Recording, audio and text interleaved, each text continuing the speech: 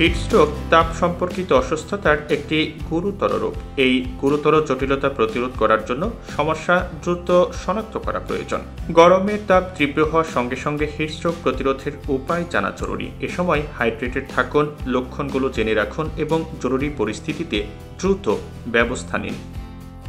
তীব্র গরমের কারণে অসুস্থতার লক্ষণগুলোর মধ্যে রয়েছে শরীরের উচ্চ তাপমাত্রা, গরম এবং শুষ্ক ত্বক অর্থাৎ কোনো ঘাম থাকবে না, দ্রুত স্পন্দন, তীব্র মাথা ব্যথা, মাথা ঘোরা, বমি বমি ভাব, বিভ্রান্তি এবং অচেতনতা।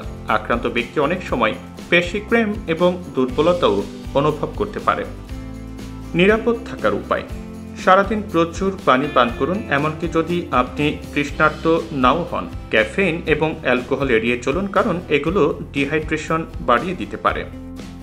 শীতাতপ নিয়ন্ত্রিত পরিবেশের সন্ধান করুন বা বায়ু সঞ্চালনের জন্য ফ্যান ব্যবহার করুন। হালকা ঢিলেঢালা পোশাক পরুন এবং বাইরে গেলে ছায়ায় থাকুন।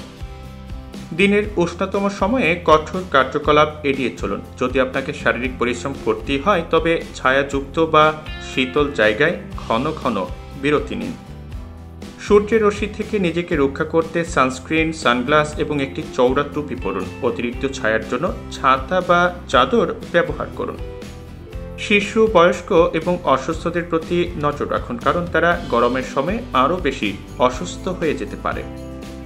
যদি হিটস্ট্রোকের সন্দেহ হয়, তাহলে আক্রান্ত ব্যক্তিকে দ্রুত একটি শীতল ও ছায়াযুক্ত জায়গায় নিয়ে যান। পোশাক ঢিলা করে দিন এবং ত্বকে ঠান্ডা পানি বা বরফের প্যাক লাগান। জ্ঞান ফিরলে পানিতে চুমুক দিতে বলুন, তবে অজ্ঞান হলে কোনোভাবেই তরল দেবেন না। দেরি না করে জরুরি চিকিৎসকের পরামর্শ নিন। হিটস্ট্রোক একটি মেডিকেল ইমার্জেন্সি, যা অবিলম্বে চিকিৎসা না করা হলে জীবনের জন্য হুমকি হতে পারে।